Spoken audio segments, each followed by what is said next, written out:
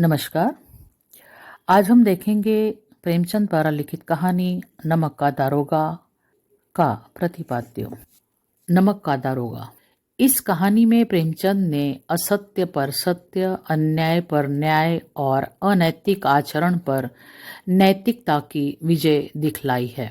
मुंशी वंशीधर एक ईमानदार, धैर्यवान, बुद्धिमान तथा साफ दिल इंसान है जो शिक्षित हैं और जीवनगत अनुभवों के माध्यम से दुनिया आजमाने के लिए संसार पारावार में उतर पड़ता है।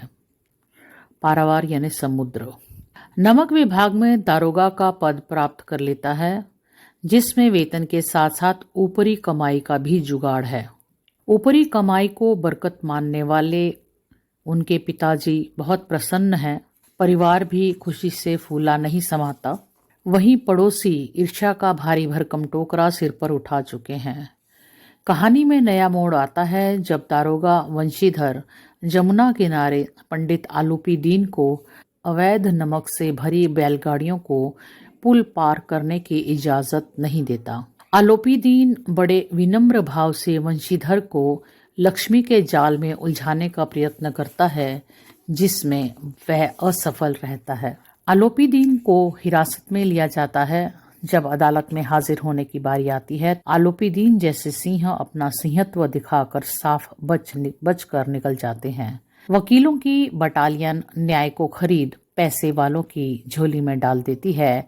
असत्य आलूपी दीन को बरी करते हुए सत्य वंशीधर को विवेकहीनता और उदंडता का तमगा न्यायालय द्वारा पहनाया जाता है। ये भ्रष्टाचार का ही रूप हम देखते हैं इसमें। पैसे वाले लोग जो होते हैं वो किस तरीके से न्याय को अपनी तरफ कर सकते हैं पैसा देकर। सत्य के पक्षधर वंशीधर को परिवार द्वारा भी खूब कोसा जाता है। बाप, माँ, पत्नी सभी उसे अकेला छोड़ देते हैं और वह अपनों के बीच भी पराया होकर नौकरी से भी मुअत्तिल कर दिया जाता है। इसी दौरान आलूपी दीन वंशीधर के घर सज्जन बनकर आते हैं, जिस पर घर वालों को यकीन नहीं होता, किंतु आलूपी दीन स्टाम्प दस्तावेज दिखाकर जिद पर अड़ जाते हैं कि वंशीधर को अपनी सारी जमीन जायदाद का स्थायी मैनेजर नियुक्त किए बगैर वह द्वार से नहीं जाएगा। वंशीधर भी नानुकुर के बाद हस्ताक्षर कर स्वयं को भाग्यशाली मानता है। वस्तुतः कहानी का अंत सुखद है और हृदय परिवर्तन की कथा के रूप में गांधी प्रभाव को स्वीकार भी विद्वानों द्वारा कर लिया गया है। किंतु क्या वास्तव में आलूपी दीन का हृदय परिवर्तन हुआ है? क्या आलूपी दीन अहंकार बड़बोले से युक्त उस तंत्र व्यवस्था का प्रतिनिधित्व नहीं करता जो छद्म से ईमानदारी को खरीदकर अपने अधीनस्थ करने का ही सफल प्रयास है? जिस काम को धन और बल के आधार पर नहीं किया जा सकता था, उसे बड़ी विनम्रता से सफलतापूर्वक अंजाम देती है। इसी का नाम छद्म व्यवस्था है। पात्रों के रूप में वंशीधर सीधा, सरल और ईमानदार है। जो ईमानदारी का कटु अनुभव करता है तो ईमानदारी उसके लिए नए रास्ते भी खोलती प्रतीत होती है।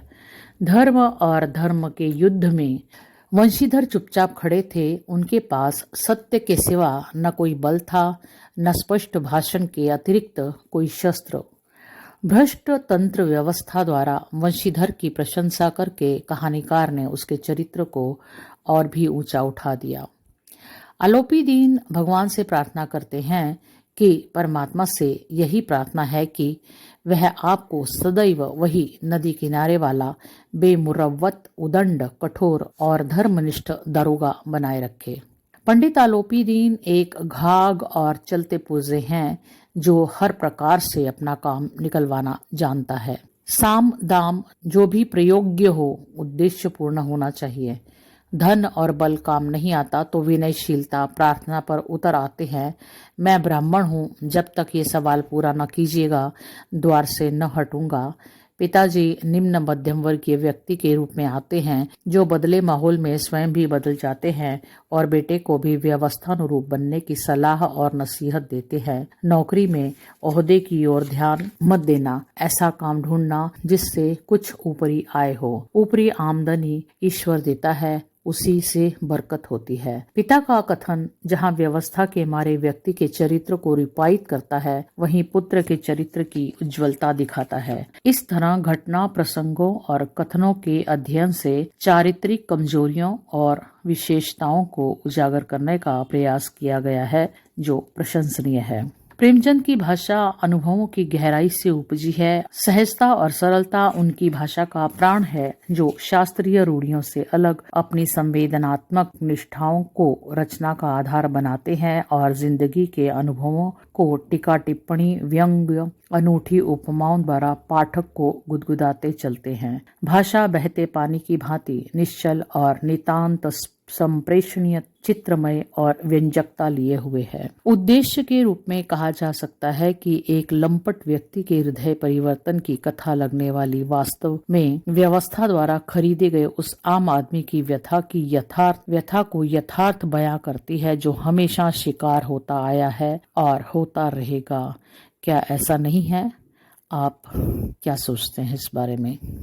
ये था इस कहानी का प्रतिपाद्य। वीडियो अच्छा लगा है तो लाइक कीजिए, अपने दोस्तों के साथ शेयर कीजिए और चैनल को सब्सक्राइब कर लीजिए। विषय से संबंधित और कोई जानकारी अगर आप चाहते हैं तो कमेंट बॉक्स में ज़रूर लिखिए। मिलते हैं अगली वीडियो में नए विषय के साथ। तब तक के लिए नमस्कार।